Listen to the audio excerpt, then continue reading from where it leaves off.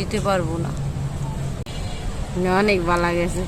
Hello প্রিয় কলিজার আপু ভাইয়ারা, আপনারা কেমন আছেন? আশা করি সবাই ভালো আছেন। আল্লাহর রহমতে আমরাও ভালো আছি।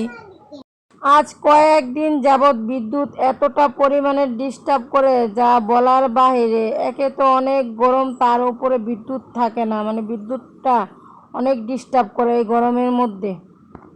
এই গরমে সবাই অসুস্থ হয়ে পড়তেছে। তবে আমার কণ্ঠটা দেখেই মানে শুনতেছেন যে আমার কণ্ঠটা কি পরিমাণ বসে গেছে এই গরমে, কারণ গরমে ঘামতে ঘামতে সবাই অসুস্থ হয়ে পড়তেছে। সেই ঘামটাই মনে করেন ঠান্ডা লেগে যাইতেছে মানুষের, মানে এক একজনের এক এক ধরনের কিন্তু সমস্যা হইতেছে। তো আমিও কিন্তু ঠান্ডায় ভুগতেছি, এজন্য আমার গলার কণ্ঠটা এরকম। তো শুনে বুঝতে পারতেছেন যে আমি কি পরিমাণ গরমের মধ্যে আছি, কারণ গরমের মধ্যে যত ঘাম হয় ততই তো মানুষের ঠান্ডা লাগে। তো সেইটা আমি ভুগতেছি এখন ঠান্ডা, আমার গলাটা একদম বসে গেছে, আমি কথাও বলতে পারতেছি না।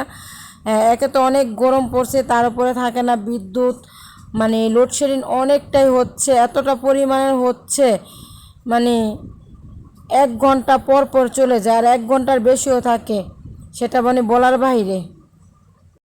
তো আপনাদের নিজ নিজ এলাকায় কী রকম লোডশেডিং হচ্ছে সেটা আপনারা সবাই কমেন্টের মাধ্যমে জানিয়ে যাবেন অবশ্যই। ভিডিওটি যদি ভালো লাগে তাহলে লাইক কমেন্ট শেয়ার করে আপনাদের বন্ধুদের মাধ্যমে ছড়িয়ে দিবেন প্লিজ।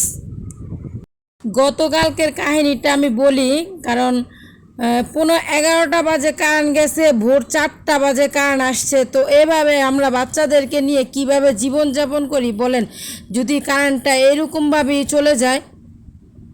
তবে বিদ্যুৎ বিভাগের লোকজনের কাছে আমাদের একটাই দাবি, মানুষকে এইভাবে আপনারা কষ্ট দিবেন না। একে তো গরম, আবার বিদ্যুৎটাকে নিয়ে আপনারা ডিস্টার্ব করতেছেন, কারণ মানুষ অনেক অসুস্থ হয়ে পড়তেছে, মানুষের অনেক সমস্যা হচ্ছে।